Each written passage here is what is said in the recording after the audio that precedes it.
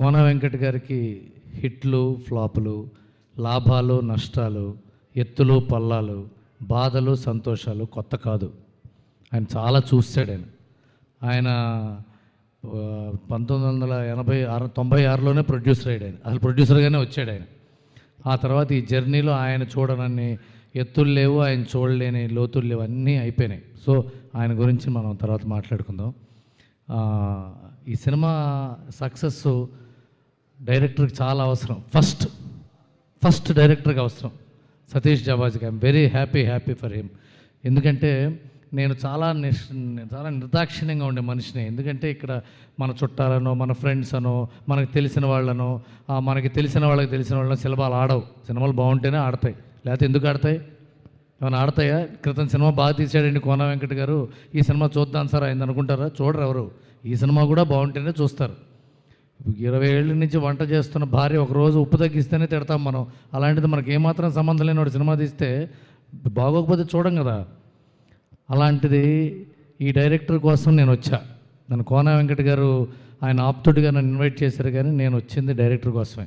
ఎందుకంటే సినిమా అంతా చాలా బ్రీజీగా వెళ్తూ, అంటే ఈ సినిమా ఎలాంటి విచిత్రమైన సినిమా ఏంటంటే బాగుంది బాగాలేదు అని చెప్పడానికి చివరి దాకా చూడాలి అనిపించే చిత్రం ఇది. మధ్యలోనే బాగాలేదురా అని వదిలేయడానికి లేదు, మధ్యలోనే బాగుందండి అని జడ్జిమెంట్ ఇవ్వడానికి లేదు. సినిమాను ఆద్యంతం ఆకట్టుకుంటూ చివరిదాకా ప్రతి సీన్లోనూ చిన్న జోకో, చిన్న ట్విస్టో, ఎమోషనో, చిన్న ఫన్నో, చిన్న సర్ప్రైజో పెట్టుకుంటూ అల్లుకుంటూ బుట్టల్లినట్టు స్క్రీన్ ప్లే అల్లి చివరికి వచ్చేటప్పటికి హార్ట్ టచ్ చేశాడు. నేను యాక్చువల్గా సినిమా చూసేటప్పుడు నా పక్కన రోషన్ కూర్చున్నాడు. యాక్సిడెంట్గా చూశాను అతన్ని. చూసి నేను నా పక్కన మహేంద్ర గారు కలిసి చూసాను సినిమా. నేను టక్ మన క్లైమాక్స్ రాగానే పని అయిపోయింది అబ్బాయి అన్న, నీకు గట్టి కొట్టేసాను సినిమా, పలికేసింది సినిమా అన్న. ఎందుకంటే అది పట్టుకున్నాడు అట్లా. అక్కడ దాకా ఆ ట్విస్ట్ దాకా ఇతను ఈ ట్విస్ట్ బ్యాంక్ చేసుకుని ఆ సినిమాలో ఆ ట్విస్ట్ని బ్యాంక్ చేసుకుని సినిమా తీస్తే ఆ ట్విస్ట్ దాకా ఆడియన్స్ని కట్టిపడేసే క్లోజప్ ఇతంది. చాలా గొప్ప యాక్టర్.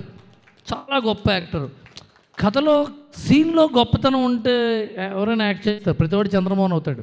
సీను లైట్ హార్టెడ్గా ఉన్నా సరే అతని బాడీ లాంగ్వేజ్తో, అతని క్లోజప్స్తో, అతని హిస్ట్రియానిక్స్తో, పాజులతో, డైలాగ్కి మధ్య చిన్న బాడీ లాంగ్వేజ్తో తీసుకొచ్చి ప్రతి సీన్ని అలా పట్టుకుని తీసుకొచ్చాడు. ఇంత చిన్న వయసులో అంత understanding over a character. Roshan, you long way to go. God bless you, all the best. చాలా love you. And then Sridevi, అమ్మాయి చక్కగా బాపు బొమ్మలా ఉంటుంది. అమ్మాయి బాపు గారి బొమ్మలాగా. తెలుగు ప్రేక్షకులు బాపు గారిని మర్చిపోయే లోపల ఇంకో బాపు గారి బొమ్మ వచ్చింది మనకి. ఆ అమ్మాయి ద్వారా అయినా మనం బాపు గారిని గుర్తుపెట్టుకోవాలి. చాలా అద్భుతంగా చేసా తల్లి. ఈ అమ్మాయి ఇప్పుడు కొత్తగా తెలుగు ఇండస్ట్రీలో చాలా రోజుల తర్వాత మళ్ళీ తెలుగు అమ్మాయిలు వస్తున్నారు. గౌరీప్రియ కానీ, తేజస్విరావు కానీ. అలా ఆ కోవకు చెందిన ఈ శ్రీదేవి 10 కాలాల పాటు డెఫినెట్గా ఉంటుంది.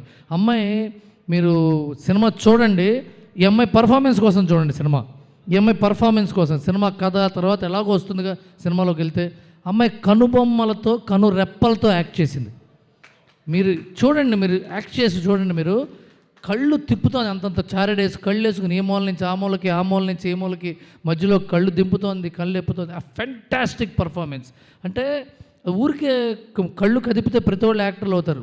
డైరెక్టర్ చెప్పింది అర్థం చేసుకుని ఏది కదపాలో అది కదిపితే యాక్టర్లు అవుతారు. అలాంటి మంచి యాక్టర్ అమ్మాయి.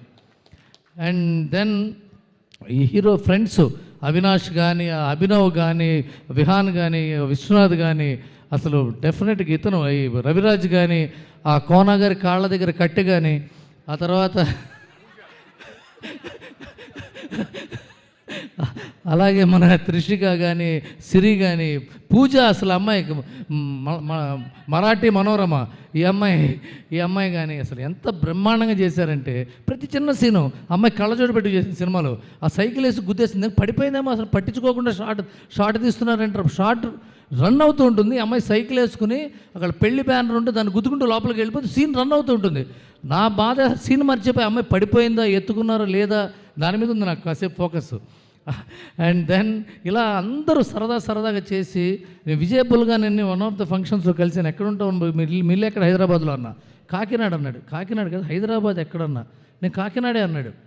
కాదయ్యా నువ్వు మ్యూజిక్ డైరెక్టర్ కదా, నువ్వు హైదరాబాద్లో ఎక్కడి నుండి వాయిస్తావు అన్నా. నేను కాకినాడలోనే కొడతాను సార్ అన్నాడు. మరి ఇప్పుడు హైదరాబాద్ రావాలంటే రాత్రి గౌతమి ఎక్స్ప్రెస్ ఎక్కుతానండి, వస్తా పని చూసుకుని మళ్ళీ సాయంత్రం గౌతమి ఎక్కేస్తా అన్నాడు అతను.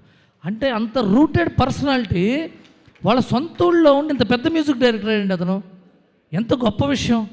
అతను చేసిన సినిమాలన్నీ బేబీ, ఈ తర్వాత ఇది ఎంత గొప్ప విషయం అతను చేయటం. అసలు రియల్లీ అతను అందరికి క్లాప్స్ కొట్టండి ఒకసారి. వర్క్ ఫ్రమ్ హోమ్ చేసింది అతను, music director work from home, ఎంత గొప్ప విషయం. చంద్రబోస్ గారు, కాసర్ల శ్యామ్ గారు ఎంత మంచి పాటలు రాశారు. అండ్ మా డ్యాన్స్ మాస్టర్ ఎక్కడైనా వెంకటేష్ చాలా ఎక్కువ కాలం నువ్వు డ్యాన్స్ మాస్టర్గా ఉంటావు, శేఖర్ మాస్టర్ లాగా నువ్వు కూడా. All the best. తిప్పుకుంటా పాట చూస్తుంటేనే అర్థమైపోయింది ఎనర్జీ. మీరు ఇక్కడ మనం హైదరాబాద్లో అవాసా హోటల్లో ఇక్కడ ఉన్న మల్టీప్లెక్స్లో సినిమా చూసే వాళ్ళకంటే కూడా కింద సెంటర్స్లో భీమవరం, నిజామాబాదు, నిర్మల్, పాలకొల్లు, హైదరాబాదు, చిత్తూరు, మదనపల్లి ఇలాంటి వాళ్ళు థియేటర్స్లో చూస్తుంటే తిప్పుకున్న సాంగ్కే సినిమా హిట్ అంటారు సినిమా. అలాంటి పాట అసలు Ramu Rathod, thank you so much. మీ వల్ల ఈ సినిమాకి డెఫినెట్గా చాలా చాలా ప్లస్ అయింది సార్, చాలా ప్లస్ అయింది సార్ ఈ సినిమాకి. God bless you, thank you so much. ఈ అందరూ సతీష్ ముత్యాల, ఈయన చాలా మొహమాటస్తుడు. ఈయన నాకు రామ్ గోపాల్ వర్మ గారి ద్వారా పరిచయం. రౌడీ అనే సినిమా కెమెరామెన్గా పనిచేసాడు ఈయన. అప్పుడు నాకు పరిచయం అయిన ఎంత బాగా చేశాడంటే దాంట్లో చాలా మంచి సాంగ్ ఉంటుంది. ఆ సాంగ్ వేరే కెమెరామెన్ అయినా వేరే డైరెక్టర్ అయినా 10 రోజులు తీస్తారు, 1.5 డేలో తీసాడు. 1.5 day. That is the prowess of this cameraman Satish గారు. అలాగే శివ ఈ సినిమాకి editor as well as screenplay రైటర్గా చేశాడు. బాబు నువ్వు డైరెక్టర్గా అండాదండాగా ఉన్నాను కోన వెంకట గారు ప్రతిసారి చెప్తుంటారు, నెక్స్ట్ నువ్వు డైరెక్టర్ అవ్వాలి, నీకు సతీష్ పనిచేయాలని చెప్పు ఇప్పుడే. నేను డైరెక్టర్ని అయిపోయాను, నువ్వు వేరే వాడిని చూసుకుంటే కుదరదు, అదే డీల్, బ్రేక్ చేయొద్దు. అండ్ వీళ్ళందరూ ఇంత సక్సెస్ అవ్వటం చాలా ఆనందంగా ఉంది. ఇకపోతే దాని నుంచి రివ్యూ రైటర్స్ అందరూ బాగా చెప్పాడు అభినవ్. రివ్యూ రైటర్స్ తప్పు కాదండి, వాళ్ళ జాబ్ అది, వాళ్ళు రాస్తారు, మనం హార్ట్ఫుల్గా పాజిటివ్గా తీసుకోవాలి దాన్ని. లేదా సరే వాళ్ళకి నచ్చలేదు ఏం చేస్తాం. ఇప్పుడు ఇంకో అమ్మాయి చెప్పింది, మా ఫ్రెండ్కి నచ్చలేదండి అని, ఒక ప్రేక్షకుల్లో ఒక అమ్మాయి వచ్చి, అవన్నీ ఓకే. ఇప్పుడు ఇందాక అభినవ్ చెప్పిన మాట ఐ రియల్లీ ఎంజాయ్డ్. సినిమాను మనం ఎంజాయ్ చేయడం కంటే జడ్జ్ చేయడం కోసం చూస్తున్నాం ఈ మధ్య. అది ఎంత పెయిన్ఫుల్గా ఉంది. అసలు రివ్యూ రైటర్స్ది అసలు సంబంధమే లేదు. ఫస్ట్ వాళ్ళని పక్కన పెట్టండి. That is their job, they have to do, they are the integral part of cinema industry. I'm talking about మనమే పక్కనవాడికి అమ్మ బాబోయ్ సెకండ్ హాఫ్ ఉందిరా నాయనో, ఫస్ట్ హాఫ్ 10 minutes ఏం లేదురా, తర్వాత ఎత్తుకుంటుందిరా. అసలు సినిమా బాగుందా లేదా, 2 ముక్కలు. ఎంజాయ్ చేసామా లేదా, 2 ముక్కలు. దాన్ని పైసవికంగా ఇప్పతీసి టైరుకు కారు ముక్కలు సీటుకు సీటు ఇప్పతీసి మాట్లాడుతున్నాం. దట్ మనకి అది అలవాటు అయిపోయింది. ఇప్పుడు కొత్తగా మనం దాన్ని మార్చుకోవాలంటే కష్టం. But we have to realise that should not take them seriously, enjoy the films and that's all. And చివరిగా మా కోన వెంకట గారి గురించి 2 ముక్కలు చెప్పి ముగిస్తా. ఎందుకంటే నాలాంటి వాళ్ళకి ఆయన నిత్యావసర మనిషి. ఆయన మాకు డైలీ కమోడిటీ. ఆయన లేకపోతే మాకు జీవితం గడవదు. నేను కొంతమంది దర్శకులు, నేను కొంతమంది రచయితలు, నేను కొంతమంది ప్రొడ్యూసర్సు, నేను కొంతమంది నటులు రోజు ఏదో రకంగా మాట్లాడుకుంటూనే ఉంటాం కదా. ప్రతి కాన్వర్జేషన్లోనూ కోన వెంకట గారు ఒక క్షణమైనా వస్తాడు. ఆయన గురించి పొగుడుకోవటము, ఆయన గురించి తిట్టుకోవటము, ఆయన గురించి గాసిప్ చేసుకోవటము, ఆయన్ని ఇట్లా చేస్తే బాగుండేది, అలా చేస్తే బాగుండంటాము, ఆయన ఫోన్ ఎత్తలేదంటాము, ఫోన్ ఎత్తితే పెట్టలేదంటాము, ఏదో రకంగా మా కోన వెంకట గారు అవసరం. ఇంకోటి, నా ఇంటికి ప్రత్యేకంగా ప్రతి ఒక్క విషయం నేను ఆయనతోనే చర్చిస్తా. డెసిషన్ ఏం చేయమంటారు సార్, ఇలా చేస్తే ఎలా ఉంటుంది సార్, ఇలా చేస్తే ఎలా ఉంటుంది సార్. మా వైఫ్కి తెలుసు, కోన గారిని అడుగు అంటుంది. ఏమన్నా అడిగితే కోన గారు మీకు తెలుసు కదా సార్. నాకొక్కడికే కాదు, కోన గారి గురించి నేను ఒక్కడనే ఇప్పుడు చెప్తున్నాను కదా, మా ఇంట్లో ఏ విషయం ఆయనతో డిస్కస్ చేస్తాను. నేనే కాదు, కనీసం ఒక 50-60 మంది కోన గారి సలహా తీసుకోకుండా ఇంట్లో ఏ పని చేయరు. He has become hour daily commodity, మా నిత్యావసరం. ఉప్పు ఎంత ఇంపార్టెంటో కోన వెంకట గారు మా జీవితాల్లో అంత ఇంపార్టెంట్. ఇది I'm not joking, I'm not exaggerating anything. అంత ఈ సినిమా స్టార్టింగ్ డే నుంచి నాకు ప్రతి క్షణం ఆయన మాట్లాడితే ఒక ఇంపార్టెంట్, యాజ్ ఎ ప్రొడ్యూసర్గా ఒక మాట చెప్పి ముగించాలి. అదేంటంటే ఈ సినిమా అయిపోతుంది, కష్టపడుతున్నాడు, మధ్యలో ఇల్లు అమ్మేశాడు, ఏవో 2-3 స్థలాలు ఉంటే అవి అమ్మేశాడు. ఏంటి సార్ రిస్క్ ఎక్కువ తీసుకుంటున్నారేమో అంటే, ఇది నాకు నమ్మకం ఉంది అంటారు. నా భయం ఏంటంటే ఆయన ఇంతకుముందు 30 ఏళ్ళ క్రితం తోకలేని పెట్టదీసి మొత్తం తుడిచిపెట్టుకుపోయింది. మళ్ళీ ఏమో ఇప్పుడు అవసరమా ఈ ట్విస్ట్ మనకి అని నేనేదో లేదు అని ఈ విషయంలో చెప్పాలి. మ్యాంగో రామ్ నాకు నిలబడ్డాడు. మ్యాంగో రామ్ ఎంతో నాకు హెల్ప్ చేశాడు. నిజంగా thank you Ram, thank you so much. మీకు ఎంత మంచి ఫ్రెండో తెలుసు ఆయనకి. అలాగే ఈయన కష్టపడి చివరికి వచ్చింది సినిమా, చివరికి రిలీజ్ అయింది సినిమా. నేను రిలీజ్ ముందు రోజు గంట ముందడిగా రిలీజ్కి AMBలో షో వేస్తుంటే, సార్ ఫైనాన్షియల్గా మీరు కంఫర్టబులే కదా, మీరు బయటపడ్డారు కదా, మీకు ఇబ్బంది లేదు కదా అని అడిగా నేను. లేదు ఐఎమ్ కంఫర్టబుల్, నాకు కంఫర్టబుల్. ఆయన ఐఎమ్ వెరీ హ్యాపీ అన్నాడు. సినిమా రిలీజ్ అయిందండి. రిలీజ్ అయితే సినిమా ఫస్ట్ డే రివ్యూ రైటర్లని అవని ఇవని చాలా డల్ అయిపోతే నేను మా వంశీ కాక PRO కూడా ఆయన ఫోన్ చేశాడు, రవి గారు ఆయనకి ఎలా చెప్దాం మనం అంటే, ఈయనే ఫోన్ చేశాడు. నేను ఎలా చెప్పాలనుకుంటే ఈయనే ఫోన్ చేశాడు పొద్దున్నే.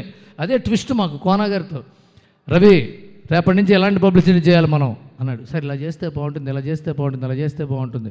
టక్మన్ ఫోన్ పెట్టేసి వంశీ కాకకు ఫోన్ చేశాడు. నేను రవి ఇలా చెప్పాడు, నేను ఇలా అనుకుంటున్నాను, ఇంకోళ్ళని అడిగాను, వాళ్ళు ఎలా అనుకుంటే ఇలా చేద్దాం, పబ్లిసిటీ ఇలా చేద్దాం. ఇవాల్టి దాకా పబ్లిసిటీ చేస్తూనే ఉన్నాడు యాజ్ ఎ ప్రొడ్యూసర్. ఒక ఫైనాన్షియల్గా హ్యాపీ అయిపోయి టాక్ ఎలా వస్తే మనకేంటి, వదిలేద్దాం సినిమాని అని సినిమా వదిలేసి హ్యాపీగా దుప్పటి కప్పుడు పడుకోవచ్చు ఆయన. కానీ బాధ్యతగా ఆయన బాధ్యత ఏంటంటే, డిస్ట్రిబ్యూటర్ల డబ్బే ఆయన బాధ్యత కాదు, డైరెక్టర్ లైఫ్ ఆయన బాధ్యత, ఈ యాక్టర్ల లైఫ్ ఆయన బాధ్యత, హీరో కెరీర్ ఆయన బాధ్యత, హీరోయిన్ కెరీర్ ఆయన బాధ్యత. ప్రతి ఒక్కళ్ళ లైఫ్ని ఆయన సొంత బాధ్యతగా తీసుకుని as a producer this is his victory. అందుకని ఆయన అందరికీ మనం చప్పట్లు కొట్టాలి.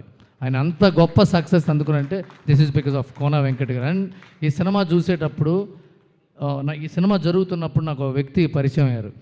ఇప్పుడు ఆవిడ కూడా ఈ సినిమాలో యాక్టింగ్ చేసింది. ఇప్పుడు ఆవిడ నటనా వైదుష్యాన్ని మనం ఎక్కడ చూస్తాను రా బాబు, చూస్తే బాగుందని చెప్పాలి అని ఏదో మొహమాటం కోసం చూస్తే సర్ప్రైజ్ ప్యాకేజ్ యోగిత ఇది సర్ప్రైజ్ ప్యాకేజ్ తినేసింది. సెకండ్ హాఫ్లో ఒక 4-5 సీన్లు మార్వలెస్ అండి. ఇది న్యూ కమ్మర్, కెమెరా కొత్త, టీవీ కెమెరా కానీ సినిమా కెమెరాకి మొదటిసారిగా. And you have done an marvellous job. All the best, you have long way to go.